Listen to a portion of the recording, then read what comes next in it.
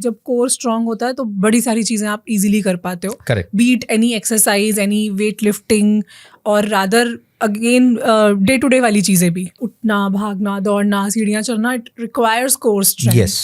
सो इसको बिल्ड करने के लिए आप क्या करते हो? सो नॉर्मली लोग बोलते हैं कोर बिल्ड करने के लिए आपको क्रंचेस करने हैं, लेग रेस करने हैं, बट आप जब फ्री वेट्स यूज करने लगोगे ऑटोमेटिकली आपका कोर रिक्रूट होते जाता है. क्योंकि हर एक्सरसाइज में कोर तो यूज होता ही सो होता है. Deadlifts, bench press, squats, Yeah. Lunges, ये सब एक्सरसाइज में कोर इन्वॉल्व ही हो जाएगा और इसी से कोर आपका स्ट्रांग होते जाएगा. और बेस्ट पार्ट इज कोर और ब्रेथ कंट्रोल साथ में चलता है.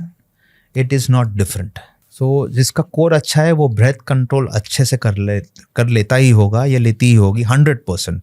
उसमें कोई डाउट नहीं है. और इसके साथ साथ बहुत सारी एक्सरसाइज रोल होती है अराउंड, जैसे लेग रेजेस हैं, all transfers, Even planks, abdominal, crunches, wall sit, इन सब में कोर एंगेज हो रहा है आपका. यस. जिसका भी कोर बहुत स्ट्रांग है, अच्छा है, वो प्लैंक वैंक करते भी नहीं है. एक्सरसाइजेस में ही हो जाता है Exactly. ट्रेन. जो पोस्टीरियर पोर्शन है अपने बॉडी का, पीछे का पूरा स्पाइन, ग्लूट्स, हैमस्ट्रिंग्स बहुत इंपॉर्टेंट है.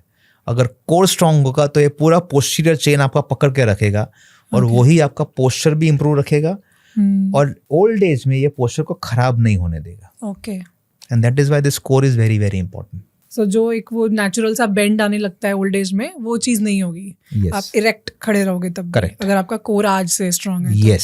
सो important it is. Yes. So normally core समझते हैं सिर्फ यहाँ है, but it is not here only, it is everywhere. So आपकी मेन थिंग इज कि आपका पोस्टीरियर चेन को पकड़ के रखेगा. And that is why you can do those deadlifts and squats. Very true. अगर किसी का कोर वीक है तो फिर वो ज्यादा स्ट्रांग नहीं हो सकता. आई थिंक दैट्स अ नहीं. फैक्ट. और हमको स्ट्रेंथ क्यों चाहिए? ओल्ड एज में डिपेंडेंसी नहीं चाहिए.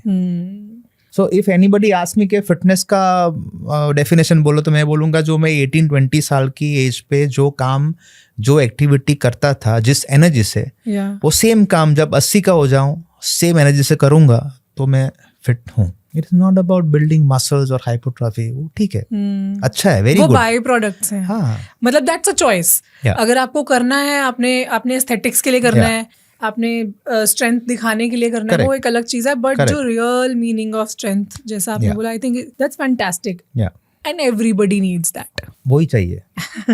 We see lot of old people, उनके पोस्चर्स खराब हो चुके हैं, वो उठते हैं वैसे ही चलना शुरू करते हैं. सो जितने भी एल्डरली लोग सुन रहे हैं, when you get up, stay there. जितना हो सके उतना अपराइट होने की कोशिश करो, फिर चलो, अपने कोर को एंगेज करना शुरू करो. I know they are training नहीं की है कभी, but at least they can start now, no problem. किसी भी लेवल पे ये भी तो आपके लिए ट्रेनिंग ही है ना, step by step. And wispy, is it like कि अगर वो ऐसा करते हैं, जैसे आपने एक छोटी सी टिप दी, will they start seeing an improvement in their stability also, in their they will start engaging the core immediately. उनको समझ में आ जाएगा कि अब तक तो मैं ऐसे करके चल रहा था, मेरी बैक का अब मैं स्ट्रेट हो रहा हूँ. और ये जो बॉडी में थोड़े थोड़े पेन्स आजकल सबके रहते ही हैं, लोअर बैक, अपर बैक, ये यहाँ पे स्टिफनेस, क्योंकि हमारा लाइफस्टाइल ऐसा है, ये भी सब अगर हम अपने पोस्चर को ठीक करके चलते हैं तो ये पेन्स भी होंगे ही नहीं. The way we sit, the way we walk, the way we sleep. बहुत इंपॉर्टेंट है कि आपकी जो मैट्रेस है वो कैसी होनी चाहिए. लोग इसमें भी इन्वेस्ट नहीं करते हैं.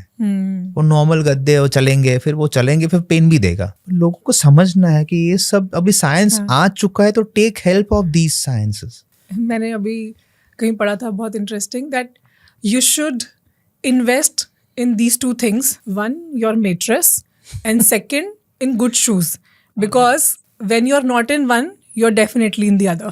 सो I will be honest with you. मैं जब बैंक में नौकरी करना शुरू भी किया, तब तक मैं बहुत कंजूस था.